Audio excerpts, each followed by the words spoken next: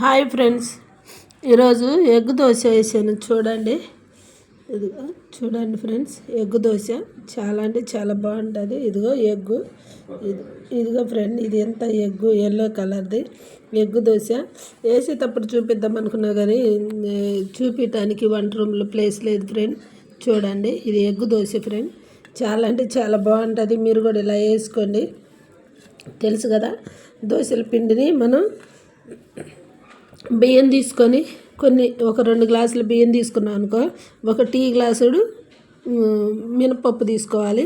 తీసుకొని మంచిగా నానబెట్టుకోవాలి. వాటర్ మంచిగా కడిగేసి వాటర్ పోసి నానబెట్టాలి. నానబెట్టిన తర్వాత మనం ఏం చేయాలంటే, నానిన తర్వాత నైట్ పూట మంచిగా రుబ్బుకునేటప్పుడు కొన్ని అటుకులు వేసుకోవాలి ఫ్రెండ్. అటుకులు వేసుకుంటే మంచిగా వచ్చింది దోశ. అటుకులు వేసుకున్న తర్వాత అన్నమైన వేసుకోవచ్చు, అటుకులైనా వేసుకోవచ్చు. ఏది వేసినా మంచిగా నీట్గా వచ్చింది దోశ. కొన్ని మెంతులు వేసాను. ఇలా పిండి రుబ్బుకొని ఇక దోశ వేసాను. మాది పెంకు కొంచెం నాన్ స్టిక్ పెంకేలే, దాని మీద పెద్ద దోశ వేసాను. కొంచెం మందంగా వేసాను. మందంగా వేసి 2 కోడిగుడ్లు ఉండి 2 కోడిగుడ్లు మంచిగా పగలగొట్టేసి గ్లాసులో వేసి ఇక దాంట్లో ఉప్పేసి లైట్గా కొంచెమే వేసాను కారం వేసేసి ఇక దోశ ఈ పిండి బాగా మంచిగా ఒక 4-5 దోశలు వేసాను ఫ్రెండ్. ఒక 4-5 దోశలు వేసిన తర్వాత మా వారు వచ్చి నాకు ఒక ఎగ్ దోశ అంటే ఇక ఎగ్ దోశ ఇలా రెడీ చేశాను. దోశ వేసిన వెంటనే ఇక గుడ్లు పగలగొట్టేసి దాంట్లో కారం ఉప్పు వేసి మంచిగా కలిపి ఆ ఎగ్గు దోశ ఉడికిన తర్వాత ఈ ఎగ్గు లిక్విడ్ వేసేసి మొత్తం దోశ అంతా చేశాను. 2 గుడ్లు ఫ్రెండ్స్. ఇది చాలా అంటే చాలా బాగుంది, మందంగా వచ్చింది ఫ్రెండ్. మీరు ట్రై చేయండి, లైక్ చేయండి, షేర్ చేయండి.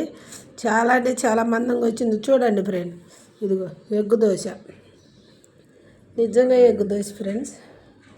అందులో కొంచెం ఆయిల్ తక్కువ వేసి, అందుకే అడుగంటే కొద్దిగా నలుపు అనిపించిందిలే. అందులో చూడండి, చాలా అంటే చాలా బాగుంటుంది ఫ్రెండ్. అసలు అది చూడండి, బాగుందా, నచ్చిందా? దాంట్లోకి చట్నీ ఫ్రెండ్, చట్నీ చేశాను, పల్లీల చట్నీ చేశాను ఫ్రెండ్. అది కూడా చెప్తాను. ఇదిగో ఎగ్ దోశ, ముందు ఎగ్ దోశ చూడండి, ఇదిగో మందంగా ఉంది. చూసారా ఎంత మందంగా ఉంది. ఆయిల్ తక్కువ వేసుకోవాలి, ఆయిల్ ఎక్కువ వేసుకొని తినొద్దు. ఆయిల్ ఎక్కువ వేసుకొని తినేవాళ్ళకంటే ఇంకా కొంతమంది ఆయిల్ ఎక్కువ వేసుకు తింటారు. ఇదిగో ఆయిల్ ఎక్కువ వేసి తింటారు. చాలా అంటే చాలా బాగుంటుంది, మందంగా ఉంది. ఇదిగో ఎగ్ దోశ, 2 ఎగ్గులు ఫ్రెండ్స్. 2 ఎగ్గులు మంచిగా పగలగొట్టేసి వేసాను. మీరు కూడా ఇలా ట్రై చేయండి ఫ్రెండ్స్. చట్నీ కూడా చేశాను. నేనైతే అసలు ఆగలేకపోతున్నాను, నాకు తినాలనిపిస్తుంది. చట్నీ, దీంట్లో పల్లీలు తీసుకొచ్చి కొంచెం దోరగా వేయించి దాని మీద పొట్టు తీసేసినాక 2 పచ్చిమిరపకాయలు, 3 పచ్చిమిరపకాయలు వేసాను. కొంచెం చింతపండు వేసాను ఫ్రెండ్. మా ఇంట్లో మాకు కొబ్బరికాయ ఒకటి కొనుక్కొచ్చి కొబ్బరికాయ పొలుకులు వేసాను, ఒక చెక్కల్లో వేసాను. కొబ్బరికాయ వేసేసి మిక్సీ పట్టాను, నూనెలో వేయించాను. ముందు కొంచెం ఆయిల్ వేసి నూనెలో వేయించే పచ్చిమిరపకాయలు, పచ్చి కొబ్బరి వేయించిన తర్వాత ఈ పల్లీలు కూడా కొంచెం నూనెలో యాగనిచ్చేసి మిక్సీ పట్టాను. దాంట్లో చింతపండు కొంచెం వేసాను ఫ్రెండ్. చాలా అంటే చాలా బాగుంది. తీసేసి పోపు చేశాను. కొంచెమే జీలకర్ర వేసాను, ఇక ఏమీ వేయలేదు. దాంట్లో కొద్దిగా బాండీ పొయ్యి మీద పెట్టేసి కొంచెం జీలకర్ర, కొద్దిగా ఒక 2 టీ స్పూన్లు ఆయిల్ వేసాను, ఎక్కువ వద్దని.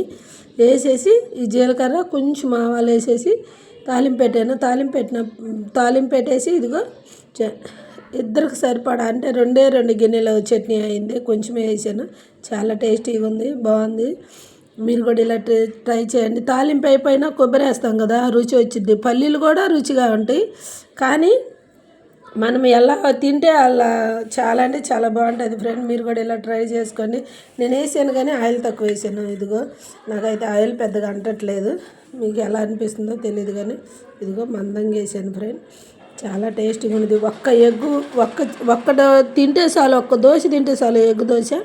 చాలా అంటే చాలా కడుపు నిండిపోయింది, హాయిగా ఉంది, కడుపులో చల్లగా అనిపించింది. ఆగలేకపోతున్నాను, చాలా టేస్టీగా ఉంది ఫ్రెండ్, బాగుంది. కొంచెం కారం వేసాను కదా, మసాలా కారం అది. మసాలా కారం అంటే దాంట్లో జీలకర్ర, ధనియాలు, మెంతులు, ఆవాలు అన్నీ వేసి కారం పట్టిస్తాను. ఆ కారం వేసాను దీంట్లో, కమ్మన వాసన వస్తుంది, చాలా బాగుంది. మీరు కూడా ఇలా చేసి లైక్ చేసి షేర్ చేయండి, కామెంట్స్ పెట్టండి. నా ఛానల్ని సబ్స్క్రైబ్ చేసుకోండి ఫ్రెండ్స్, ప్లీజ్ ఫ్రెండ్స్, ఆకలి అవుతుంది, తినేస్తా friends. Bye bye friends, bye.